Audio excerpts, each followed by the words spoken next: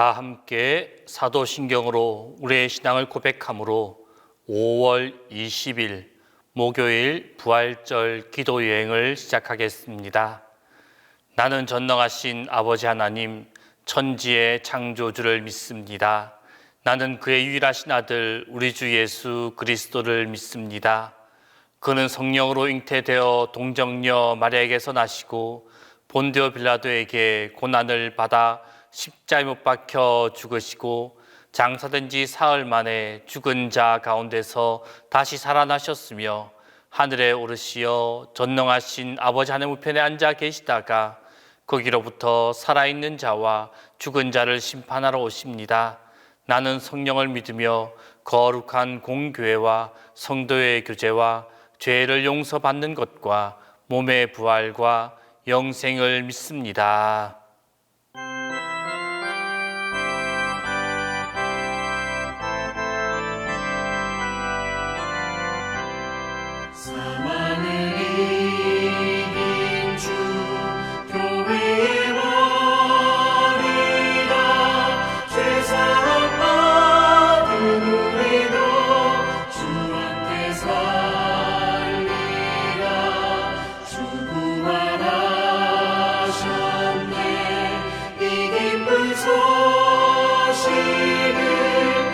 세상 모두 알도록 다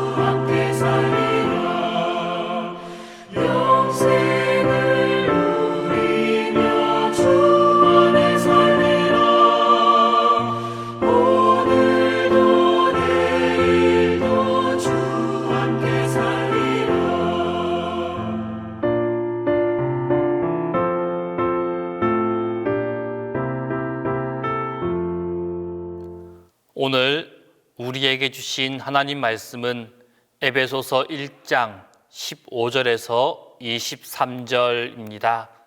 신약 성경 에베소서 1장 15절에서 23절입니다.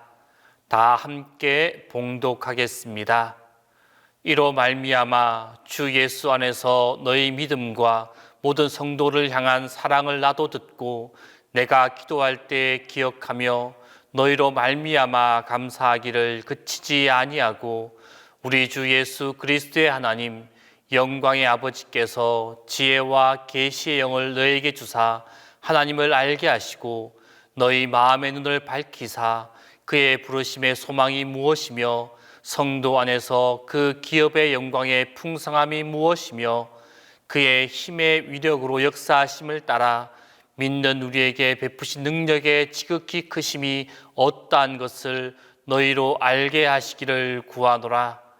그의 능력이 그리스도 안에서 역사하사 죽은 자들 가운데서 다시 살리시고 하늘에서 자기의 오른편에 앉히사 모든 통치와 권세와 능력과 주권과 이 세상뿐 아니라 오는 세상에 일컫는 모든 이름 위에 뛰어나게 하시고 또 만물을 그의 발 아래에 복종하게 하시고 그를 만물 위에 교회의 머리로 삼으셨느니라. 교회는 그의 몸이니 만물 안에서 만물을 충만하게 하시는 이의 충만함이니라. 오늘 우리가 읽었던 본문의 말씀을 크게 두 부분으로 나누어 볼 수가 있습니다. 먼저는 15절에서 19절까지의 말씀으로 하나님의 구속 섭리에 대한 성도들의 영적 지각을 위한 바울의 중보적 기도가 기록되어져 있습니다. 그리고 이후 20절로 23절 말씀은 만물 위에 뛰어나시고 교회의 머리가 되시는 그리스도의 탁월성에 대한 증거를 기록하고 있습니다.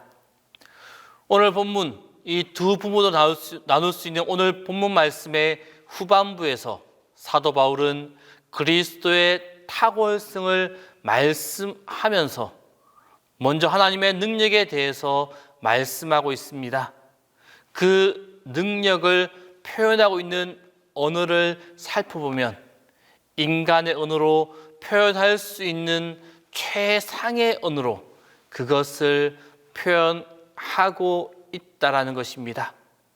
즉 능력의 지극히 크심이라는 표현으로 모자라서 그 앞에 힘의 위력으로 역사하심이라는 표현을 덧붙이고 있습니다.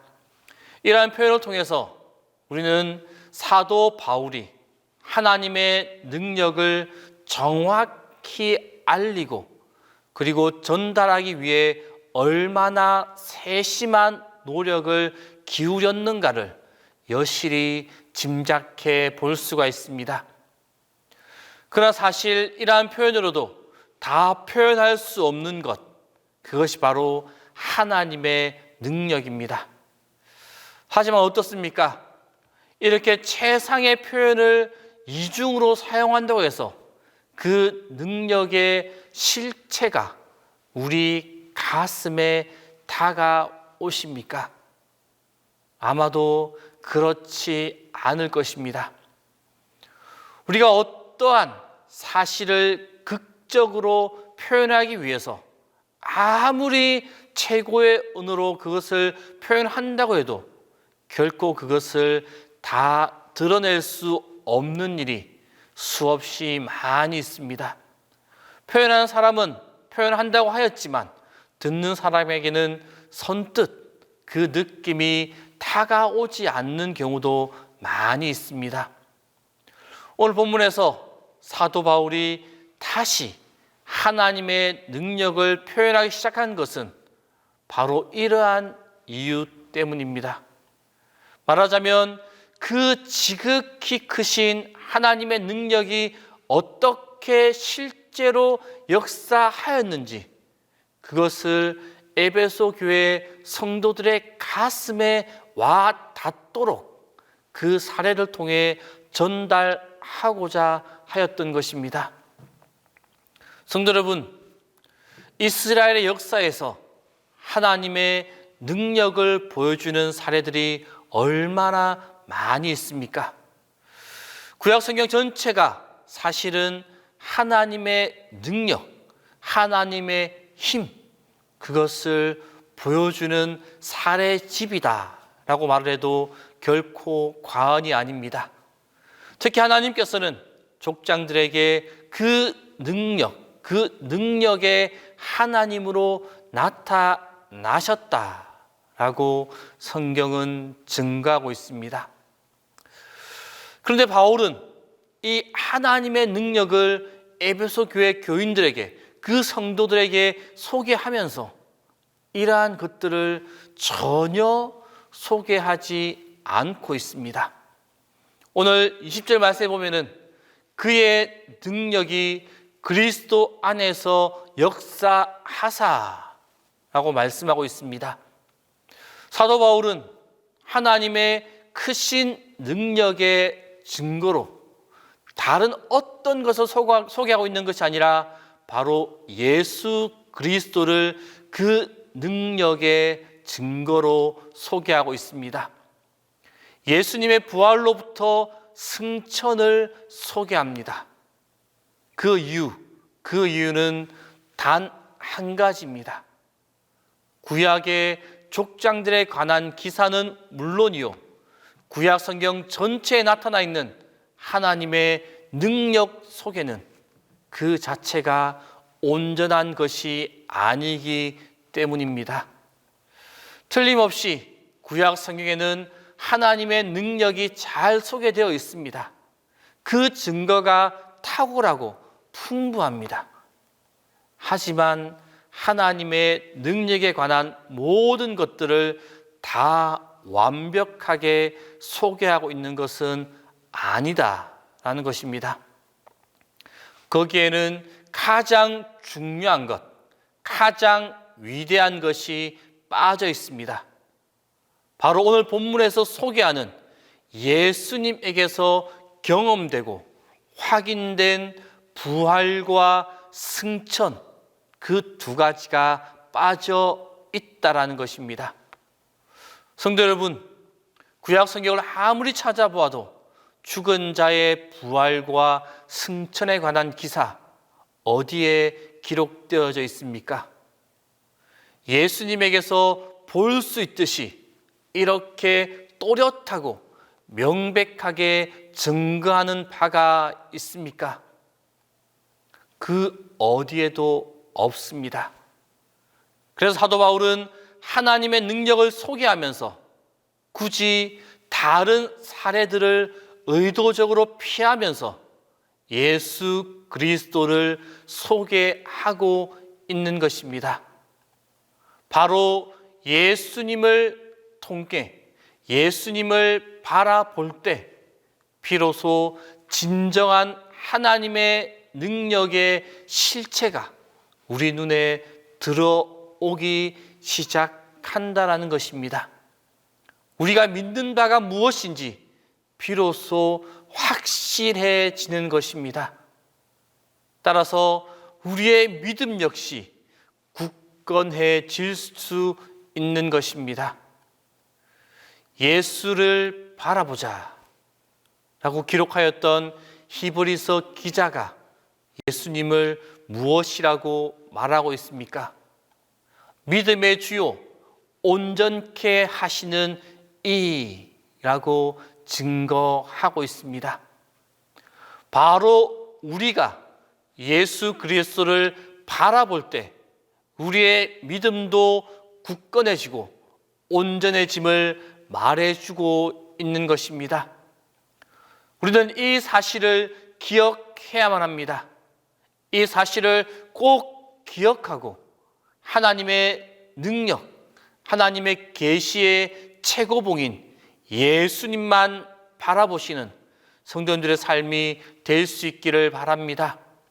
오직 예수만 바라봄으로 예수 그리스도를 통해 우리에게 주시는 무한하신 하나님의 능력을 온전히 경험하는 그 은혜가 우리의 삶 가운데 가득하기를 바랍니다.